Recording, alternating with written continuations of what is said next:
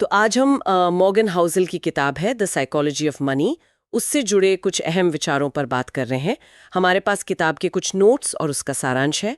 और देखिए, कोशिश ये है कि पैसे से जुड़ा जो मनोविज्ञान है उसके जो मुख्य सबक हैं उन्हें समझें, ताकि अपने वित्तीय फैसलों में थोड़ी और स्पष्टता आ सके। हाँ बिल्कुल, क्योंकि अक्सर हम सोचते हैं कि पैसा मतलब सिर्फ नंबर का खेल है, गणित है।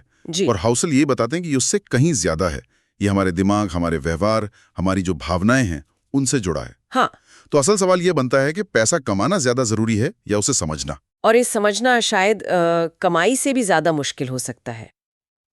पहला सबक इसी फर्क पर है ना? पैसा कमाना और पैसा संभालना।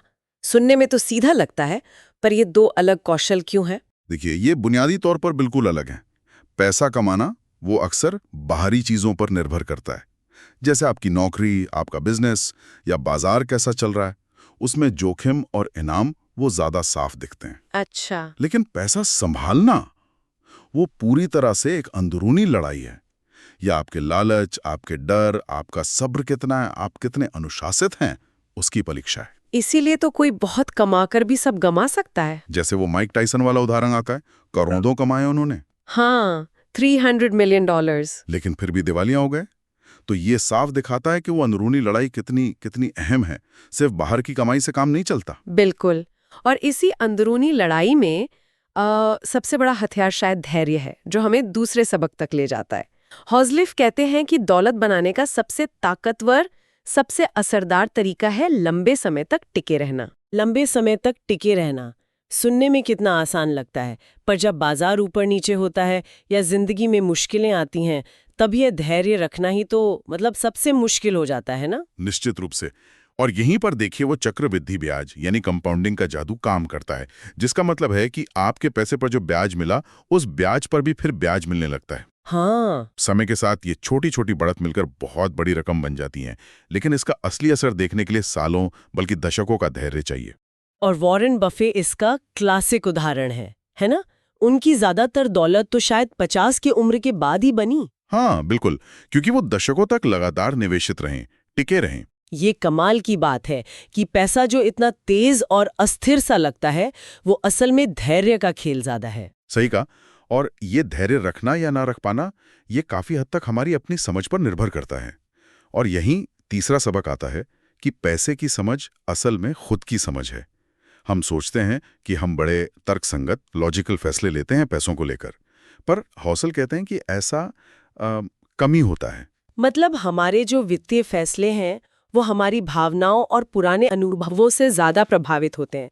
जैसे अगर किसी ने बचपन में पैसों की तंगी देखी हो, तो शायद वो पैसों को लेकर थोड़ा ज्यादा डरा हुआ या सतर्क महसूस करे। हाँ बिल्कुल, हमारे डर, हमारी उम्मीदें, हमने दूसरों को क्या करते देखा है, ये सब अनजाने में ही सही हमारे फैसलों पर असर डालते हैं।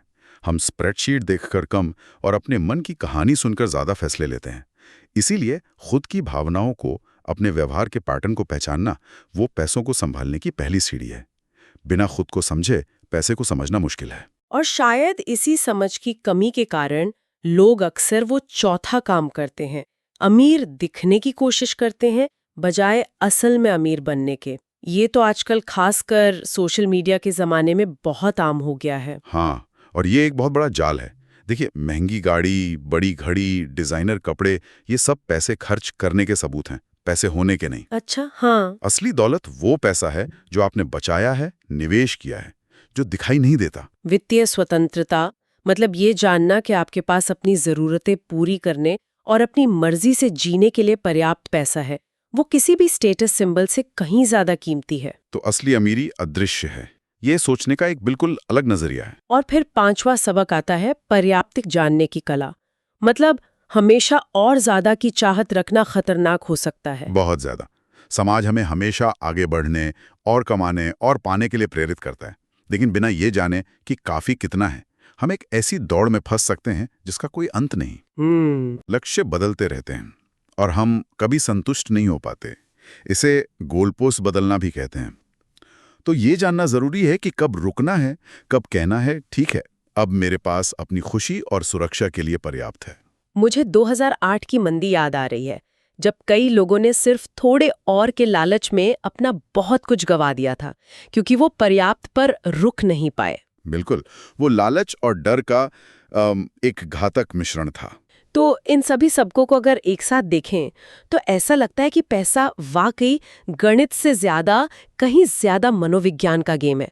ये पूरी तरह हमारी सोच, हमारी भावनाओं और हमारे व्यवहार पर टिका है। एकदम सही कहा।